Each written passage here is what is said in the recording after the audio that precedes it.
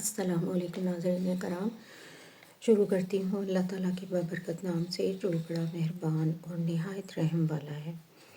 حضرت ابراہیم بن ادم سے کسی نے سوال کیا کہ آپ نے سلطنت کیوں چھوڑی؟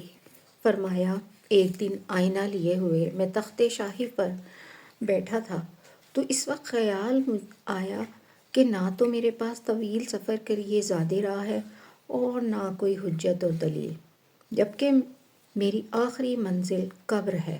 بس یہ خیال آتے ہی میرا دل بجھ گیا اور مجھے سلطنت سے نفرت ہو گئی۔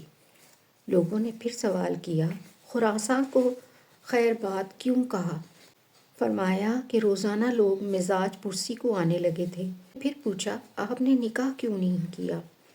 فرمایا کہ کیا کوئی عورت اپنے شوہر کے گھر بھوکی رہنے کے لیے نکاح پر رہ سکتی ہے؟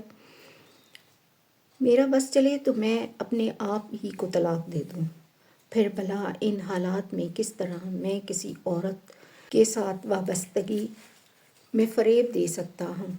کسی نے ایک درویش سے سوال کیا کہ آپ کی بیوی ہے؟ تو درویش نے نفی میں جواب دیا، جس کے بعد سائل نے جواب دیا کہ آپ بہت اچھے رہے۔ جس نے نکاح کیا وہ گویا کشتی پر سوار ہو گیا، اور جب اولاد کا سلسلہ شروع ہوا تو سمجھ لو کہ کشتی غرق ہو گئی۔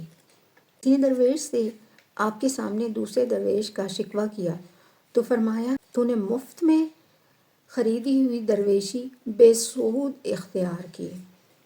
اور جب اس نے پوچھا، کیا درویشی بھی خریدی جا سکتی ہے؟